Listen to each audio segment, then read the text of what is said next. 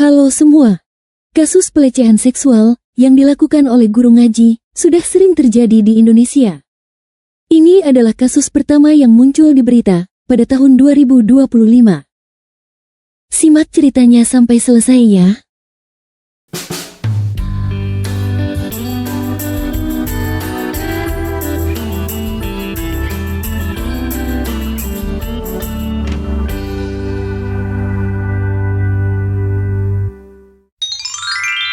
Ini dari tv1news.com. Modus belajar tata cara mandi wajib, guru ngaji ini cabuli sejumlah santri. Sungguh bejat apa yang dilakukan oleh oknum guru ngaji berinisial MR 29 tahun, di Desa Singapura, Kecamatan Kikim Barat, Kabupaten Lahat, Sumatera Selatan, Tao Sumsel. Tanggal 5 Januari tahun 2025. Sungguh bejat apa yang dilakukan oleh oknum guru ngaji berinisial MR 29 tahun, di Desa Singapura, Kecamatan Kikim Barat, Kabupaten Lahat, Sumatera Selatan ini. MR tega melakukan pencabulan terhadap beberapa orang anak, yang rata-rata berumur 7-11 tahun, yang berniat ingin belajar mengaji kepada MR. Dengan modus belajar cara mandi wajib, pelaku dengan leluasa melakukan pencabulan terhadap para korbannya, di dalam WC masjid, yang berada di areal PT Eka Jaya Desa Singapura. Aksi bejat pelaku ini akhirnya terbongkar, setelah salah seorang korbannya menceritakan apa yang sudah dilakukan pelaku terhadap korban selama proses belajar tata cara mandi junub tersebut. Pelaku akhirnya langsung diamankan oleh warga bersama security perusahaan dan langsung diserahkan ke Polsek Kikim Barat dan unit PPA Polres Lahat. Iya benar, ada laporan dugaan pencabulan yang dilakukan oleh oknum guru ngaji yang sekaligus marbot masjid tersebut. Untuk laporan sudah kami terima. Saat ini kami masih melakukan penyelidikan dan pendalaman, ungkap Kapolres Lahat, AKBP Gat Parlasro S. Sinaga, melalui Kasih Penmas Aibtu Lispono, Minggu tanggal 5 Januari tahun 2025. Guna mempertanggungjawabkan perbuatannya, pelaku MR kini sudah diamankan di Mapolres Lahat. Ini dari bacakoran.co. Oknum guru ngaji di Lahat ditangkap, diduga cabuli santri. Tanggal 4 Januari tahun 2025.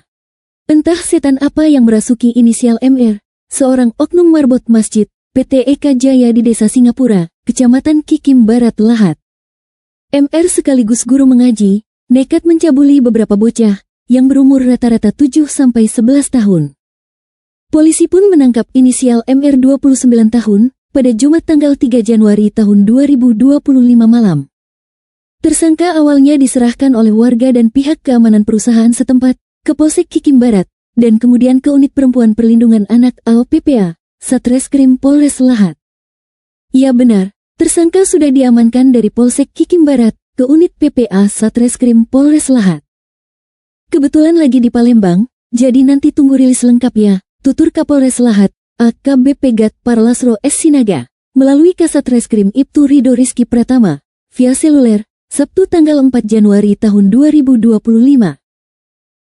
Aksi cabul pelaku, diduga dengan modus cara mandi wajib, alias mandi junub, di dalam WC masjid, kepada korban-korban yang semua merupakan santri.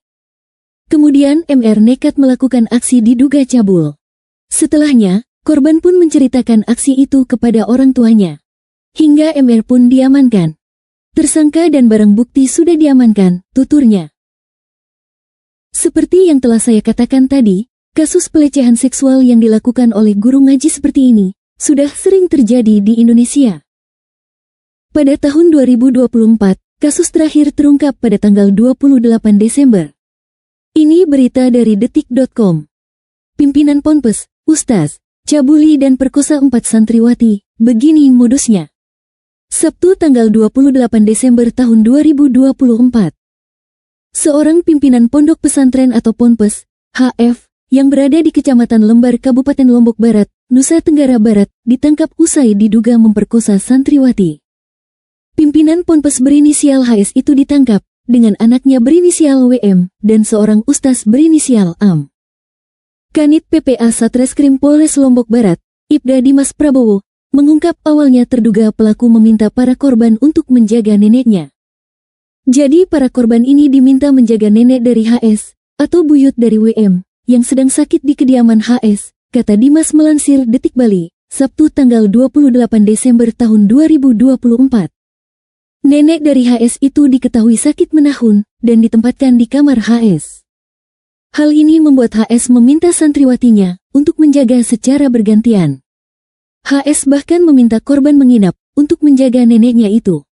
Saat itulah korban dicabuli dengan meraba bagian tubuh korban saat waktu subuh akan tiba.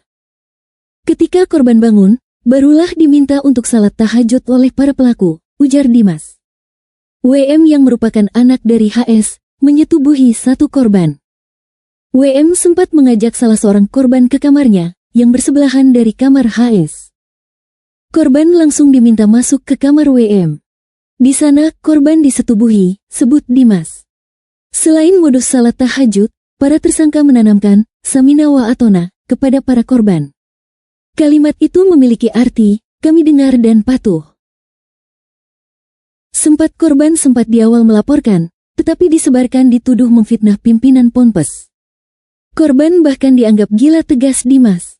Bahkan satu korban yang melaporkan kejadian itu, sempat diancam pencemaran nama baik oleh HS, jika laporannya tidak terbukti di kepolisian. Kami kemudian memeriksa korban dan 8 saksi lain. Sempat tidak mau memberikan keterangan, karena ada doktrin samina wa atona, karena mereka tertekan juga, tegas Dimas. Nah, itulah kasus-kasus pelecehan seksual yang dilakukan oleh guru ngaji pada awal tahun 2025 dan akhir 2024 yang terjadi di Indonesia. Ada banyak laporan kasus seperti ini yang terjadi di Indonesia di sepanjang tahun, dan ini hanyalah puncak gunung es. Kita tidak tahu ada berapa banyak pelecehan seksual yang terjadi dan tidak dilaporkan. Bahkan kiainya sendiri menggauli santrinya dan orang diem aja gitu. Iya, aku sebagai santri ya, aku pun kalau misalnya ditanya-tanya secara spesifik gitu tentang sistem pesantren gitu, itu justru yang paling aku hindari. Karena jangankan sampai berwajib, bisa jadi orang tuanya juga nggak tahu, nggak dikasih tahu. Karena santri-santri diajarin untuk nggak ngasih tahu orang tuanya kalau ada hal yang buruk situ. Itu kalau punya orang tua. Kalau santri yatim, itu kalau dieksploitasi atau dilecehkan, mereka nggak ada tempat berlindung lain. Terus wajar kalau misalnya sebaiknya tidak naruh anak di pesantren, karena ketika kita naruh anak di pesantren tuh kita mempercayakan anak kita ke orang asing loh.